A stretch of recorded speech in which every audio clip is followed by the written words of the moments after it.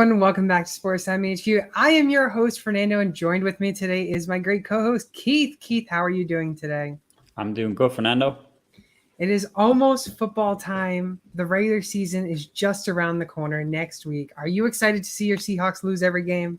No, but you're probably not wrong. They probably will lose every game. I'm hoping that they give a good account of themselves week one against the Broncos. Maybe out of somewhere, get a result there, because that will make my season in week one beating Russ. Maybe the Broncos will still trying to finding things out there, in the offense, and maybe we'll get a win. But here's hoping. But yeah, it's not going to be a great season for the Seahawks. Speaking of the Broncos, they maybe haven't figured out the plan of how to beat the Seahawks, but they did figure out a plan of getting Russell Wilson to sign a new contract. And he signed a new contract of 5 years, $245 million contract extension with about $165 million guaranteed, which means this man is going to be playing on the Broncos through 2028 until he's 40 years old. What do you think of that, Keith? He's always kind of said he wanted to play into his 40s as well, so I'm not surprised. I think the more surprising thing is that they're giving it to him now when he hasn't even thrown a ball. He could go out week one and get stuffed by the Seahawks and get injured, and he's gone for the season. All of a sudden, that's one season down. I'm like, touch wood, that doesn't happen to him. But I just think the timing of it is surprising, but I'm not surprised that he's going to play into his 40s. Yeah, I mean, I think I've talked about it in many shows that he spent maybe about $1 million each year just on himself and his body, trying to make sure that he can play till he's about 45 like Brady. So, I mean, I'm not surprised, but I do agree with you completely. I don't think that they should have signed him just yet for an extension. Maybe see how he plays. Maybe the chemistry isn't there, and maybe he just isn't that right quarterback for the Broncos. But I guess they are going all in on him. And, well, they're stuck with him for a while. Yeah, I mean, they're kind of reminding me of the Rams. They're going all in. Mm-hmm. This is their team. This is their Super Bowl winning team, and they want this for years down the road. So I can see why they did it. Just the timing's odd. Yeah, exactly. I guess we'll have to see what happens. Let's go Team Sutton, though, all the way. Yeah, for sure. I know last week we had Marcus. I had Marcus Grant on the show, and Marcus Grant is also Team Sutton, but Michael F. Florio was not. He's Team Judy. Oh, really? I mean, yeah. It's more the potential with Judy, but we haven't seen it. Yeah, and I'm sure we'll talk about him later in the show. And some more not so interesting news is Bears placed wide receiver N'Keal Harry on the IR. Not surprised. He was facing an injury. He officially is on the IR with an ankle injury, and he's out for at least 4 weeks. Fantasy-wise, if you're drafting him still, please don't. You shouldn't be probably drafting him in the first place anyways, unless you're in a really, really deep league. Yeah, exactly. I mean, maybe if you're in like a 53-man roster league, maybe he deserves to be on the roster at least. But anything with like 5 or 6 bench, he should be totally off your roster. Yeah. I mean, he's not been relevant for a few years now, and looks like he's not going to be relevant this year at the start anyways. Exactly. Another not so interesting news is Josh Gordon. He was officially signed to a new team. He got cut from the Chiefs and now signed with the Titans to their practice squad. Again, someone that should not be on your rosters, but some news for him. Maybe he has a chance in the Titans. Maybe he gets called up. Yeah, I mean, it's probably a nothing play from fantasy-wise. Yeah, exactly. Some more interesting news now. Commanders placed Brian Robinson to the reserve/NFI list, the non-football injury list. He's out until week 5. We heard unfortunate news during the week that he was shot. Luckily, it was not as severe, and he will be coming back. He's hoping to be back before the end of the season. But yeah, I mean, a lot of people had him as a breakout player. He was basically on the point of taking Antonio Gibson's job. So in these 4 weeks, at least for Antonio Gibson's sake, if you're Antonio Gibson, this is all or nothing for you. Yeah, very unfortunate news. Glad he's okay. But from a football point of view, Antonio Gibson, I suppose, gets a bit of a bump here. But the interesting thing is I think J.D. McKissick was starting to get all the work I've seen in camp now. So J.D. McKissick's not going anywhere, and he's still kind of annoying for Antonio Gibson fans and truthers and stuff like that. So I don't know whether Gibson goes right back in. It could be the JD McKissick show, and you could still be kind of burnt with Gibson. It's going to be interesting to see how that pans out. Exactly. I mean, I was a big Antonio Gibson believer, and I drafted him maybe in one redraft league this year, but it's tough because Brian Robinson's, once he comes back healthy, he's going to take the job away. It looks like they want him to be the guy. It just, we have to wait and see how he comes back from this bad news and the the shooting and all that stuff. But yeah, I guess we'll have to see.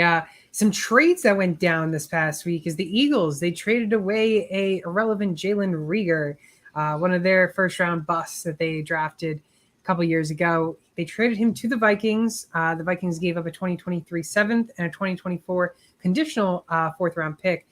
And with that, the Vikings waived off wide receiver Amir Smith-Marset. I had Amir Smith-Marset on my team for dynasty-wise, just for a possible chance of him breaking out.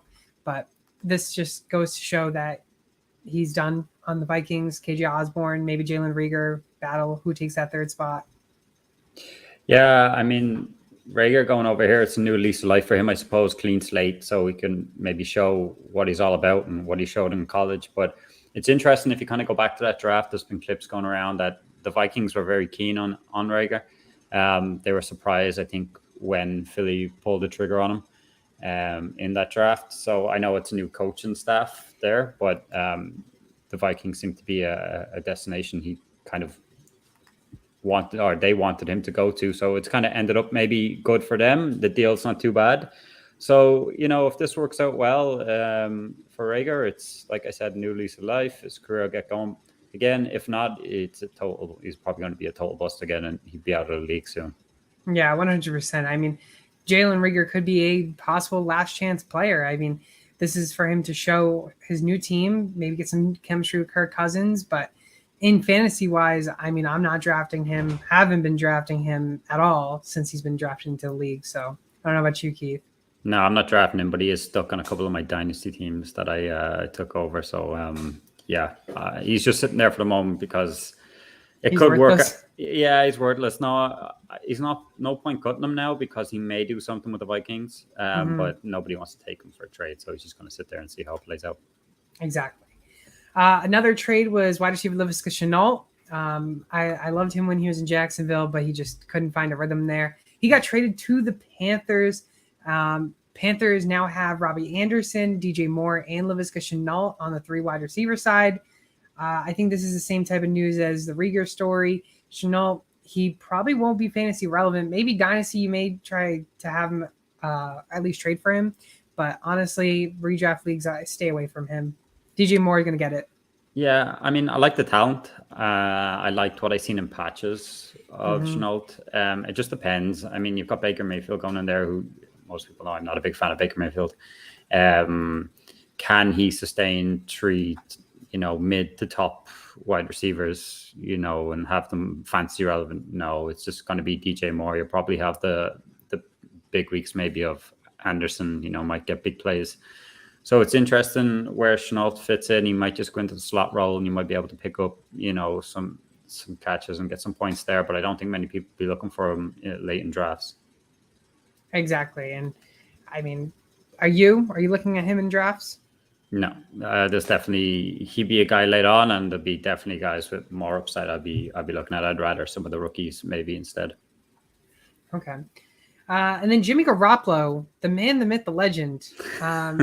This man, there was so many news that he was going to get traded. Trey Lance is a starter, but in the end, he ends up staying on the 49ers. He revised his deal, and he's now getting $6.5 million in guaranteed money this season. Of course, it contains per game roster bonuses, incentives. I mean, it could value as close to $16 million. In a way, it's a good thing that the 49ers did this. I actually do like this very much for the 49ers because if Trey Lance does end up struggling, you still have a Super Bowl contending quarterback right behind him. Yeah, I mean, I was just going to bring up that point, basically what you said. I mean, it's a great deal for Jimmy, money-wise. You're probably going to sit there for at least the start of the season and just take in the cash. Probably give some experience and, to Trey Lance and tell him on what he did good and bad, kind of what Ryan Fitzpatrick did with Tua for a bit. But again, if things don't work out well early on the season for Trey Lance, you've got Jimmy G who can slot right in there again. So, I mean, this works out well for the 49ers. I'm kind of surprised Jimmy G didn't want to go elsewhere and see if he could be a starter. But then again, probably the money was too good just to sit there and, kind of watch. So, yeah, good deal for Jimmy money-wise and a good deal for the 49ers. Yeah, and speaking of the 49ers, still is probably one of the biggest fantasy football dynasty busts ever recorded in fantasy football history. I mean, I was all out on him when he was drafted. I thought his value was way too high. And I don't know, I think, Keith, you might have liked him, I think, for a little bit. But that's Trey Sermon. Trey Sermon got cut from the 49ers and is now teamless. Yeah, I liked him initially from as where they took him in the draft. I mean, they were obviously high enough to go get him. But, yeah, it's an odd one. I mean, I thought this year maybe, all right, they didn't like what they seen last year, so we didn't play a lot. Maybe come back this year, second year in the league. He's got a year under his belt. He might get a run in the team, but very, very strange, kind of a waste of a pick. So yeah, I'd be interested to see who picks him up, or if he does get picked up.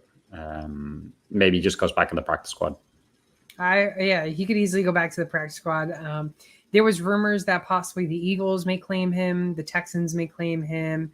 Stuff like that. Two teams where the running back room is like full and they don't need any. Yeah, exactly. I mean, the Texans might use it, but it just hurts Dameon Pierce. But honestly, I don't think it'll affect Dameon Pierce. Yeah. It'd be more if you went to the Eagles. Like, nobody really knows what's going on with that backfield. The only one I kind of like for the upside is Gainwell.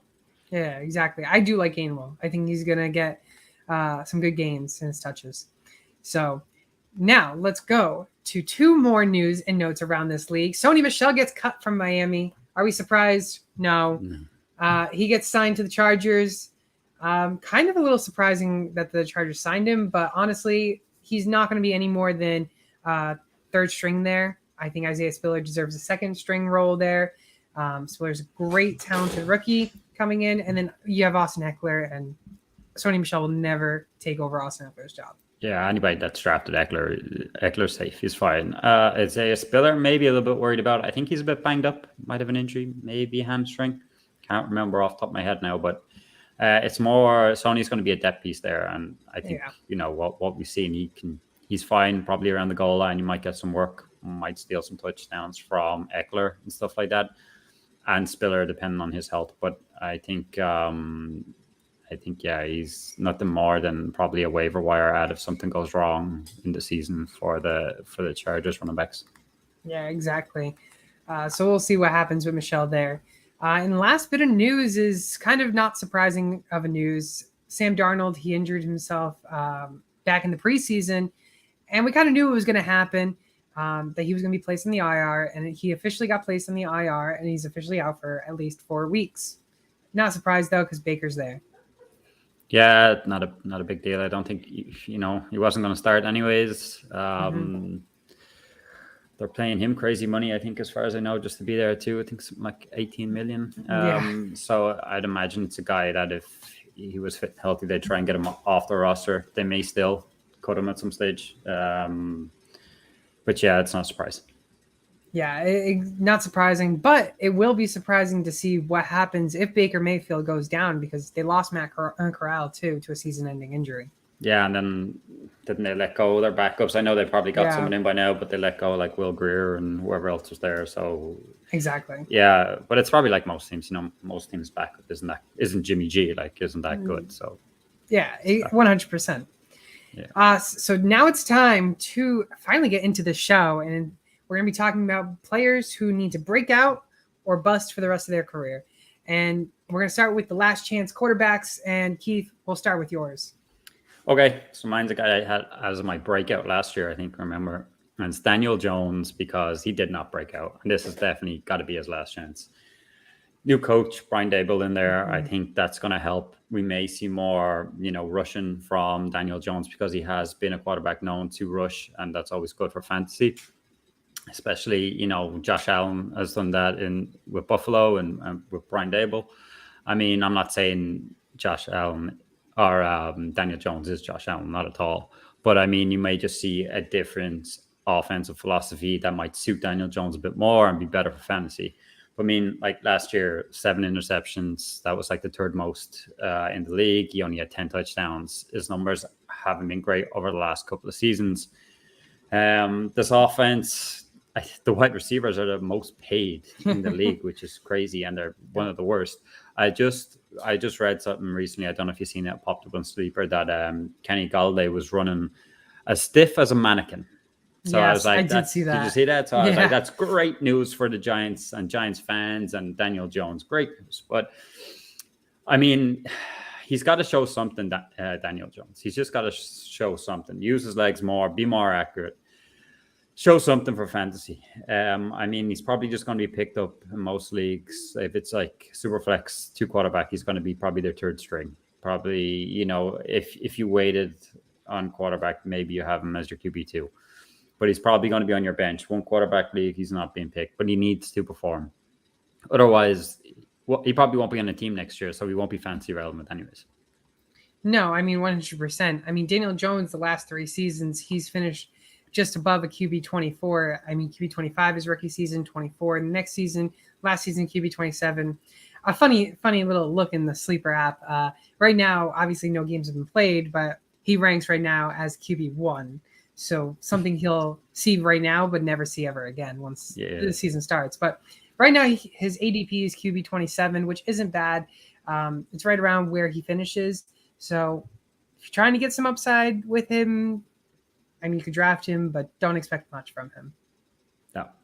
I mean, you'll hope that Dable has changed a bit of the philosophy and he runs more and you're getting more points on the ground and stuff like that. And I get that his wide receivers get banged up every year. That's fine, but he needs to play better. Their offensive line isn't the worst. They do give him time when it needs to be, so he just needs to play better. Exactly, 100%. And I was also in on him last year as a breakout, and it just ends up not being the case for him. He just paying the most for the wide receivers, and you still can't do anything there. That's it. Yeah, it's crazy. Stiff as a mannequin. Anyways, so let's go to my quarterback, and we'll go to the AFC side, the AFC East side. Anyways, we were on the NFC East. Let's go with Tua Tagovailoa. His ADP right now is QB 16, which is definitely a lot more than Daniel Jones. 11 quarterbacks more than higher up than Daniel Jones, and it's kind of surprising because Daniel Jones technically has done better than Tua Tagovailoa. Tua has had, I think, QB 31 finish his rookie season, and then QB 26 finish his second season. So the reason why I put him as a last chance is you really have all the weapons now. Tyreek is there, Jalen Waddle is there, Mike Gesicki. I mean, you really have the players. And if you don't produce this season, I can almost guarantee you that the Miami Dolphins are not going to give you another year to figure everything out. I think you're going to be on the leash this year. And if you just end up not producing like they want you to next season, you're going to be out of a starting job. Yeah, Tua is interesting. I mean, like you said, all the weapons are there now. Everything's around them. Got some decent running backs into with Chase Edmonds, Raheem Mostert. So this offense looks pretty high-powered. It's just whether can Tua execute. Mm-hmm. I mean, he's an interesting one for fantasy-wise. I think, you know, as a QB2. Yeah.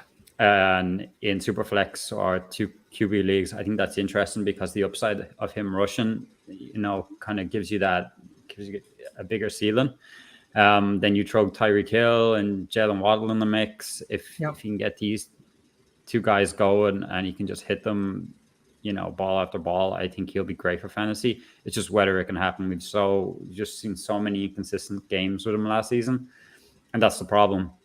Even when Fitzpatrick was there and they were kind of, you know, switching in and out, it just wasn't happening for Tua. So he'll need to hit the ground running, but all the tools are there. So if he can't work with Jalen Waddle, Tyreek Hill, you know, he got Chase Edmonds coming out of the backfield that will catch passes. If he can't work with these guys, then yeah, he's going to struggle big time to keep a place in this league. Yeah, 100%. I mean, have you drafted him in any league this year? At least given a chance on him this year? Probably the most recent draft me and you were in, that was probably where he kind of fell and I didn't take him.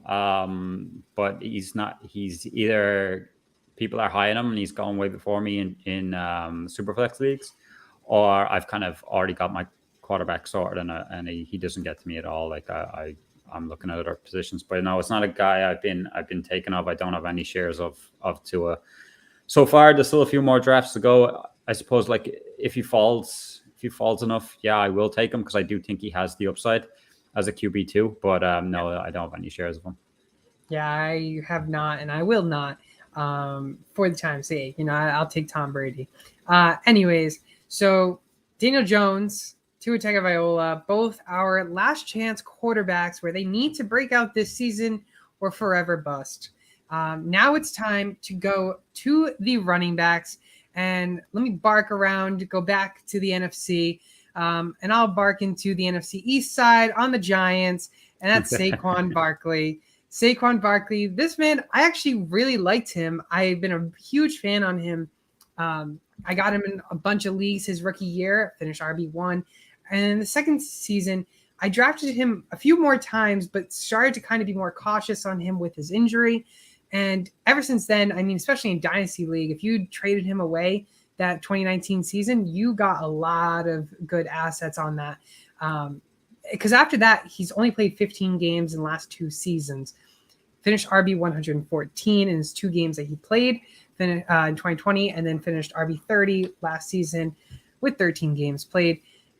3 games last season, though, with his 13 games, he finished with 15 plus points, which I would think is about average for a good RB1, RB2 type of player. Don't you think, Keith? Yeah. Great. Yeah. Yeah, exactly. 3 games. I mean, all right, but it's fine. If you're going to be an RB1, you got to produce like CMC almost. And I think CMC is also on a little leash this year, but a lot of people are really drafting him. He's being drafted right now as the RB2, second overall pick. I mean, I don't mind McCaffrey, but I would choose Barkley as the last chance guy because McCaffrey, we've seen if he is on the field healthy, he can produce. Whereas Barkley's kind of been not really getting to those plays that we wanted to see and we've seen in the past. I mean, he suffered a high ankle sprain in 2019, suffered a torn ACL in 2020, and then suffered a low ankle injury in 2021. So this is the last chance to see whether or not Barkley will be, in fact, relevant after this season. So Barkley is a guy initially this year that was interesting to me because of when we started mocking him out all first, doing all the mock drafts. He was like falling to like the 5th and 6th round. And I was saying, that's not actually too bad for a guy that's the number 1 in the offense. But then his ADP started shooting up, and I don't know why, but he's like the back of the second. RB14, pick 21. Yeah, I mean, like that's just too rich for my blood. There's no way. For me, that's bust material right there because I just do not see him finishing there. Yeah, I don't see him finishing there at all. I mean, maybe if he was maybe RB, I don't know, 20 something, like if he's in the 20s, maybe even late 20s, early 30s, I think there's a chance to take him. But it's, again, like you said, too rich to take at RB14 when this guy has faced injuries in the past. Yeah, and it's not a high-powered offense. We just basically talked about it when we were talking about Daniel Jones. Barkley's going to have to do a lot of this on his own with an average offensive line that can help him. But the big thing for him is staying healthy. Mm-hmm. Can the offense keep them in games? Because that will keep the running game relevant. Who knows? But he's too much of a risk for where he's being taken right now. And I think he'll definitely bust at that. And I mean, I was more in this year than I was last year. I was completely out. But I mean, if he goes down with injury or he doesn't find himself having a great year, I'll be definitely not picking him up after this. Yeah, exactly. I mean, I haven't drafted him since 2019, and I will not be drafting him since 2019. I don't think I've had much shares. I had him initially, all right, and then I pretty much sold them all off before the injuries got too bad, and I haven't gone back in. Good choice. Good choice. Yeah. Let's go with your guy. Who's this guy? So my guy is Clyde Edwards-Helaire, which is kind of interesting for me this year, and I'll explain why. So last year, not very good, just over 500 yards on the ground, 6 total touchdowns, 4 on the ground, 2 receiving. I mean, he was banged up for some of the year, but you were taking this guy probably in the second round maybe last year. I think that's where I got him in a lot of leagues. I was high on him last year, thinking he'd be good as an RB2, and he definitely bust. Yeah. What's interesting this year is where he's going in most drafts. You can get Clyde Edwards-Helaire in the 8th round, which I think is great value.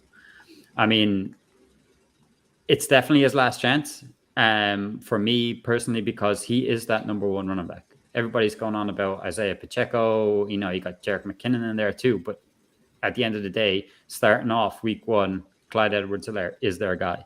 So he will need to prove it. He hasn't finished inside the top 20 at the running back position, and he needs to if he wants to be this guy. But at the value, I do like him, and I have a number of shares of Clyde because I can get him in the 8th round.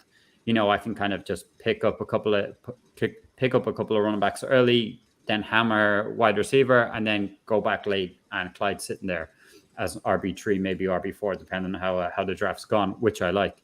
But next year, if he doesn't perform this year, next year he's going to fall later and later. You're talking around 12, 13, and that's when I'm looking for upside, guys. And he will have no upside then. So that's kind of why I think it's his last go.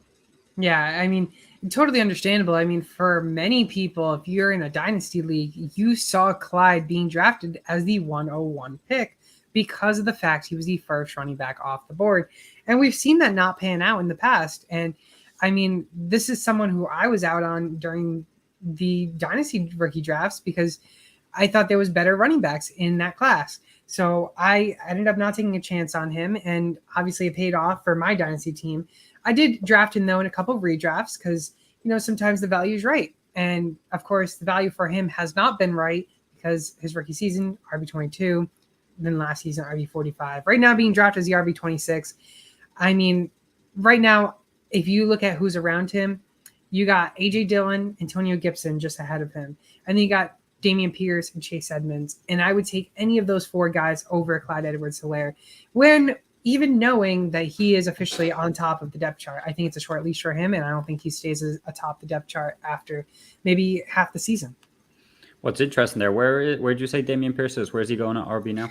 He has skyrocketed, and I have not been able to get – I've been trying to get as much shares and have had to reach many times, but he is being drafted as the RB27, pick number 68, which is just around the 7th round. Yeah, he's – with that offense, okay, it's probably where it's at, but it's going to go higher, and I'd probably be out on him. I was just kind of interested when you were going through some of them players there. I'd still rather Clyde than Antonio Gibson because there's too many question marks there for week 1. At least, Clyde is the guy week 1, and it's up to Clyde to keep that job and, basically be fancier out for us. See, I'll take Antonio Gibson only because we've seen him finish RB top 12 last 2 seasons. So I'll take it. Even if he loses the job, I'm fine with taking it because I think he finishes possibly better than Clyde Edwards-Helaire. Yeah, I think at the end of the season, they'll all be around. Them type of players will be around. Even Dameon Pierce will be around the same, where they finish, they'll be all around the same. I just think the Texans won't be good enough to sustain, Pierce getting inside that top 20. Yeah, 100%. That's the problem. Not the talent, it's the team. Yeah, I mean, who knows? I love Pierce. People started buying in on Pierce now, and who knows? Maybe at the end of the season, he ends up not being the Pierce guy that we want him to be. Yeah, time will tell. Time will tell. So Barkley and Clyde Edwards-Helaire are the 2 guys for us. I do want to mention before we go into wide receivers is the 2 running backs that I would consider also having a last chance on, and that's because not many fantasy players, they look at injuries, but sometimes if the player only has 1 injury, maybe they are not too concerned on it. But it's James Robinson and Cam Akers. I'm putting them 2 in the same category because they both tore their Achilles last season. And if you see James Robinson, he's being drafted right now as the RB40, round 112, pick 112, round 10. And then you look at the Cam Akers, and it's double ahead of him. It's RB19, pick 40, round 4. And the reason why the hype is there for Akers is because Akers came back last season during the playoffs, but Akers really didn't do much in the playoffs. James Robinson, we've seen his potential. He's been able to produce very high numbers. And the reason why they're drafting him way lower is because of ETN there. And honestly, I wouldn't be surprised if Robinson and ETN split the carries, as well as the Cam Akers and Darrell Henderson, because I've noticed that Sean McVay is liking Henderson and keeps on mentioning Henderson in his speeches. So I don't know why Cam Akers is still consistently being drafted so high. But we've seen torn Achilles for running backs are very hard to come back from. This is the season to really prove it with two players, James Robinson and Cam Akers. Last season, it was a Marlon Mack experiment, and Marlon Mack isn't even on a team right now.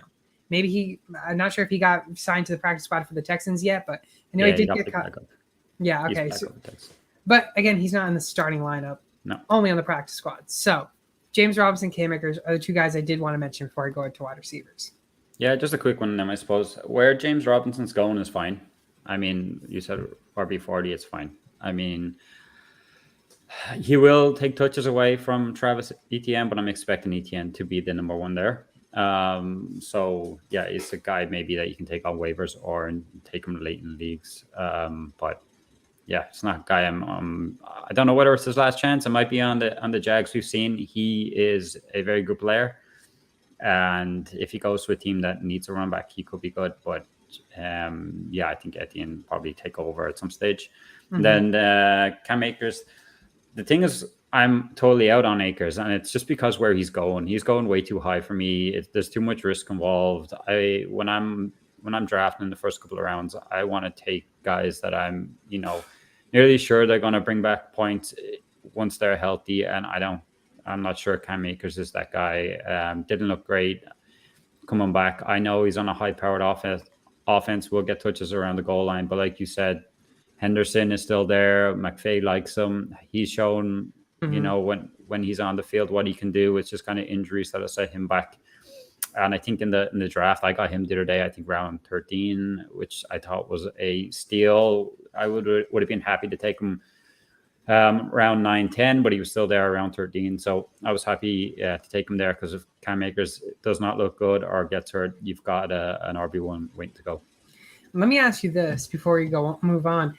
James Robinson and Cam Akers, if they're both being drafted, say where James Robinson is being drafted, or whoever it matters, say they're being drafted right next to each other, who do you take? Which player are you taking? If Cam Akers would fall back to like the 6, 7, 8, somewhere even there, maybe even 5, I would take Cam Akers because I like the talent. He is a really talented guy. Why I'm pushing him down, and like probably you and a lot of other people, is the injury and not looking good coming back from it.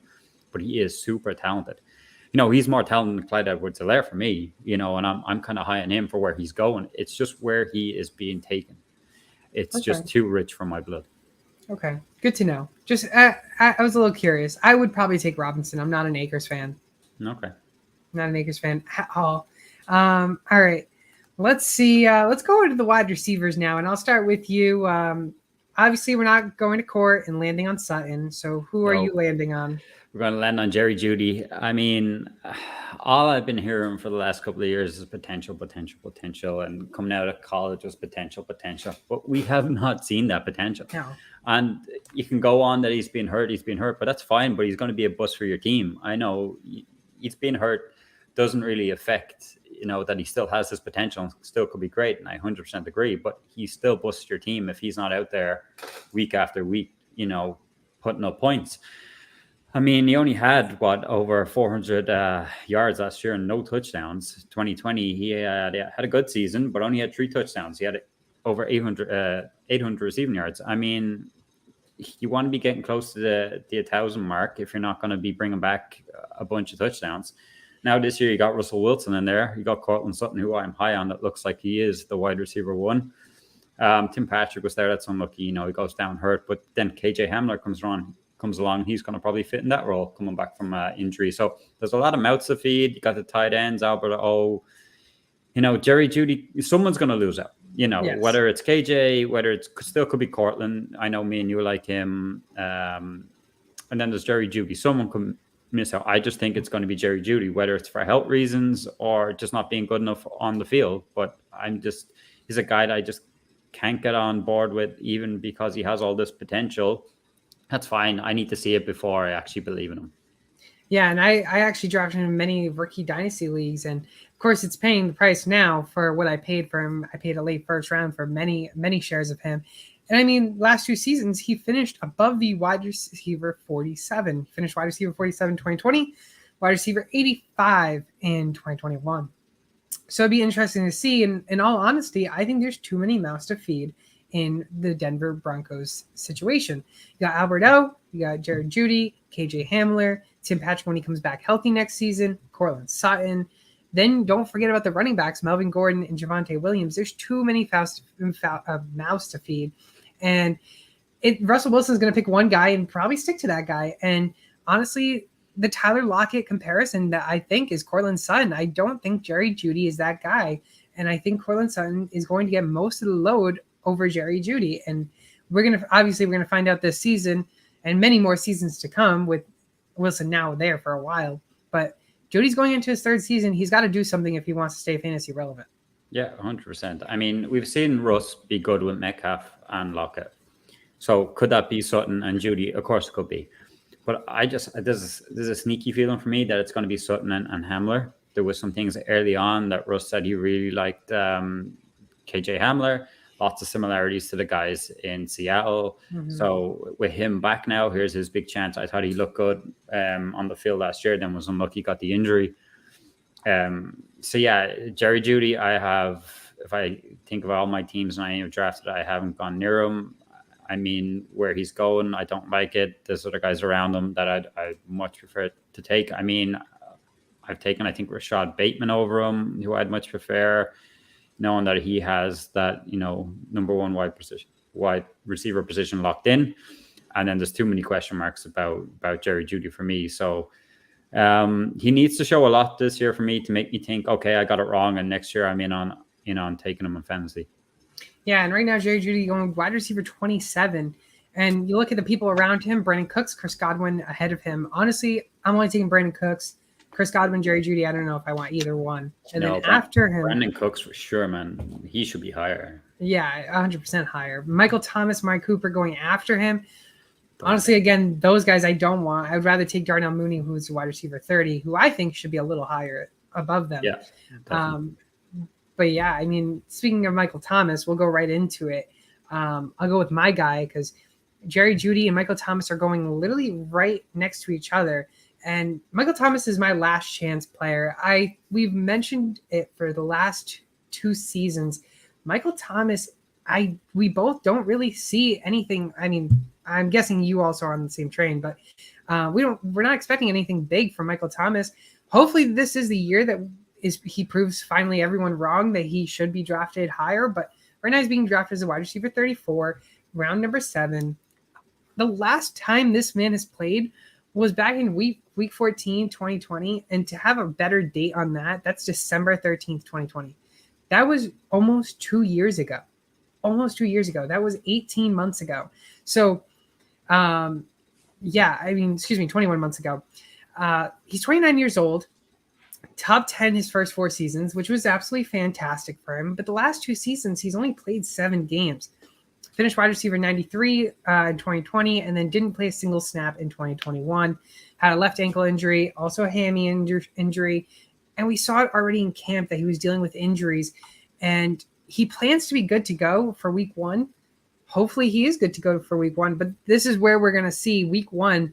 Will he be back to his old form, or are we going to see him consistently tank now and no longer be relevant? Because we've seen wide receivers after the age of 30, you start to go down, and he's 29, so he's right around that borderline.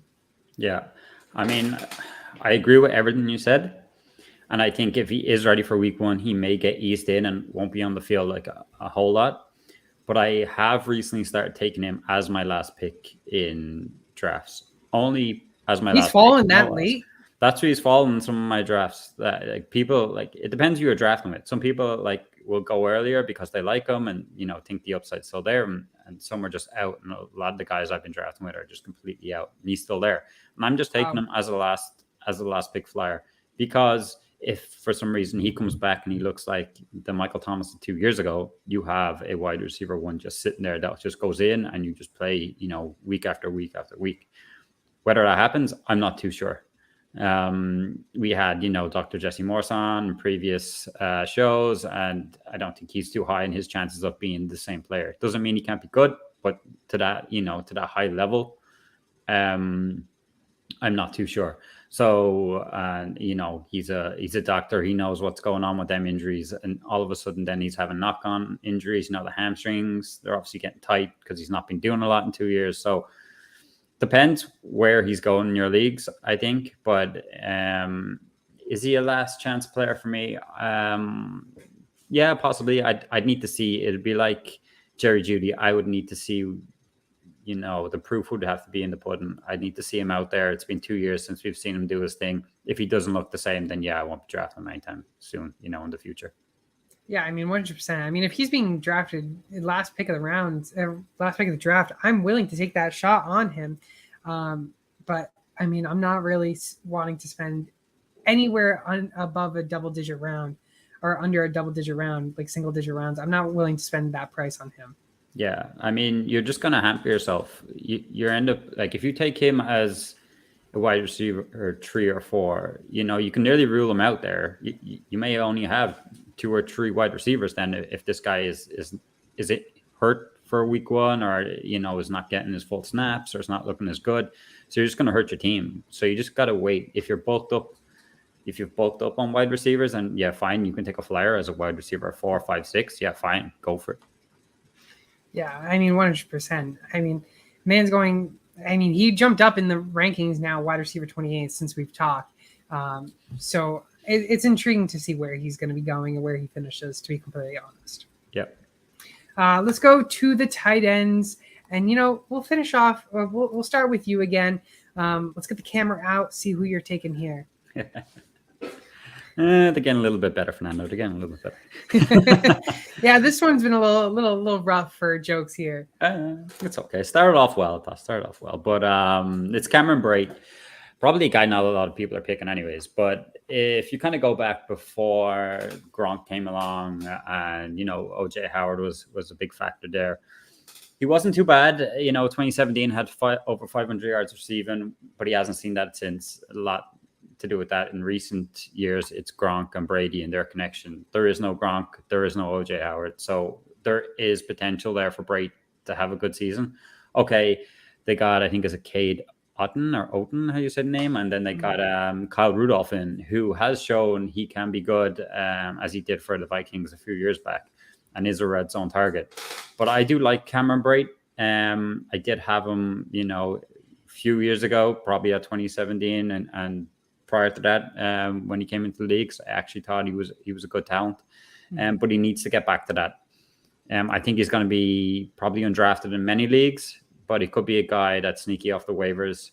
But if he doesn't show it this year, with the likes of OJ Howard not around, Gronk not around, which is the big one for Brady, he's got Kyle Rudolph, but he could fend off him. And if he doesn't show it this year, he's not a guy I'll be looking at even on waivers. His 245 receiving yards and 3 touchdowns last year isn't going to get you a whole lot in fantasy.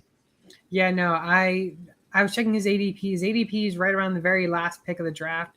So you could easily get him in the very last pick. And who knows, he could end up being that great tight end that we've seen in the past just come out of nowhere, like a.k.a. Robert Tonyan. We saw Dalton Schultz that 1 year, but now he's consistently stayed there. We've seen that happen with tight ends. Tight ends are just so hard to predict, really, because we've seen the top 5, top 6.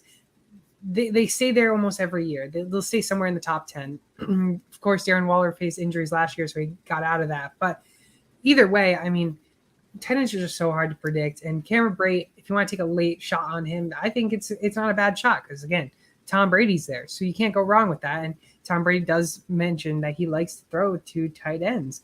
Of course, Gronk isn't there anymore.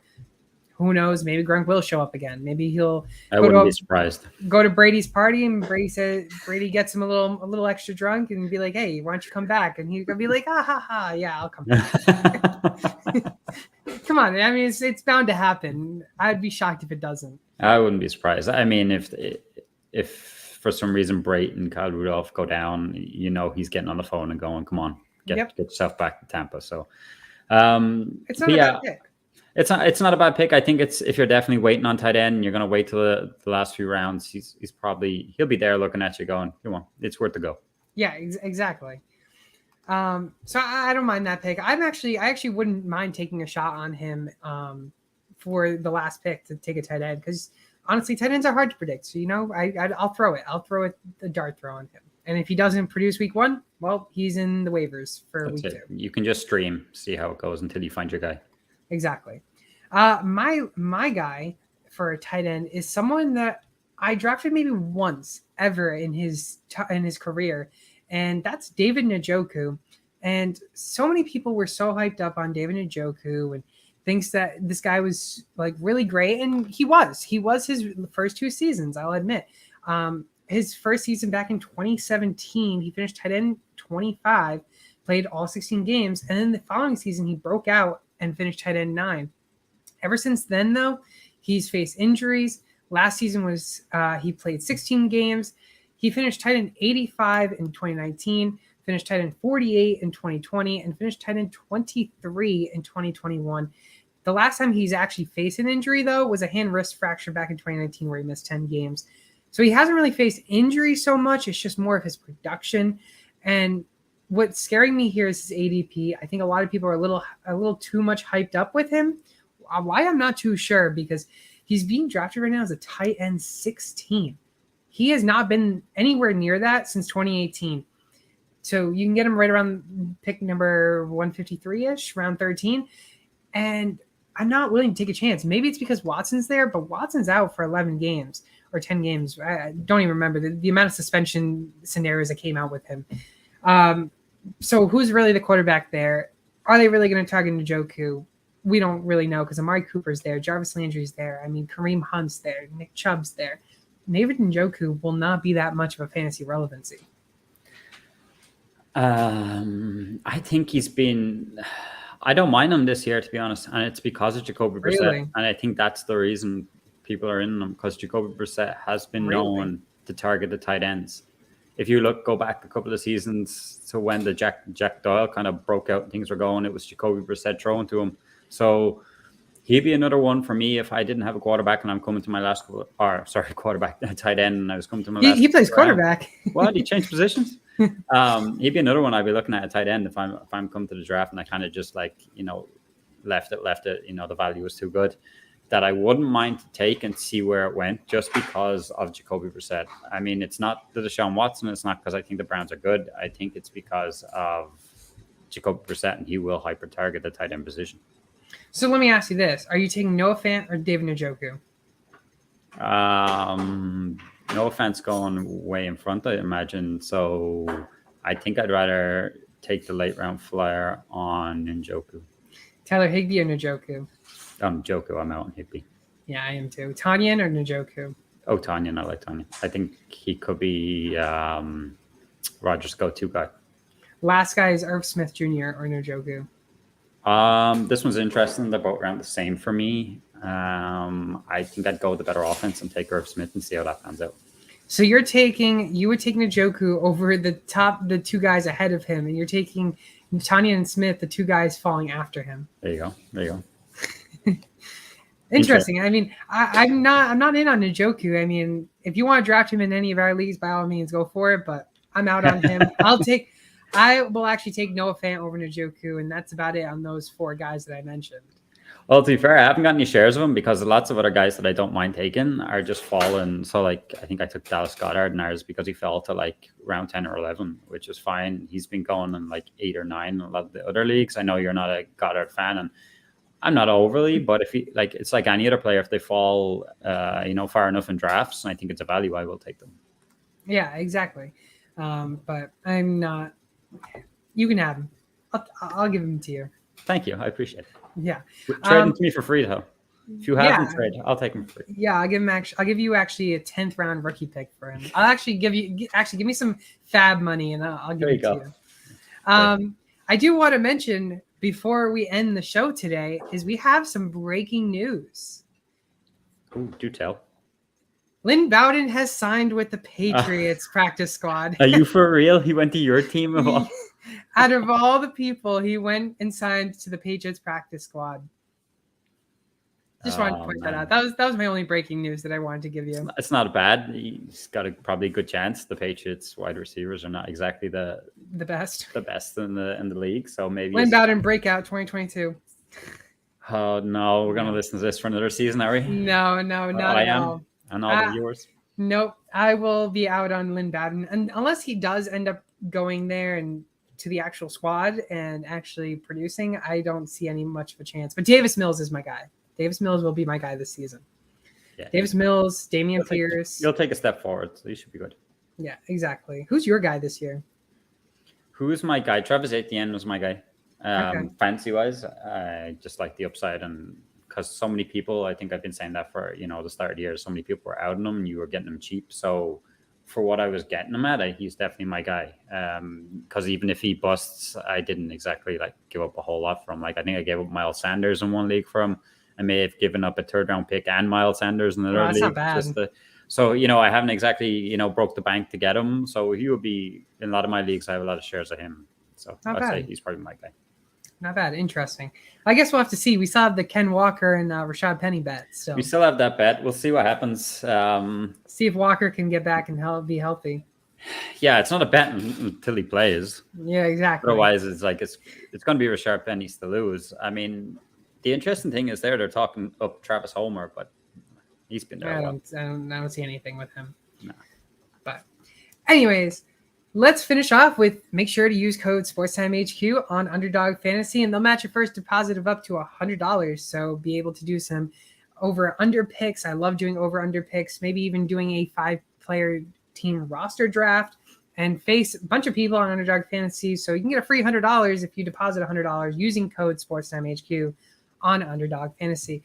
Once again, this is SportsTimeHQ. I am your host, Fernando.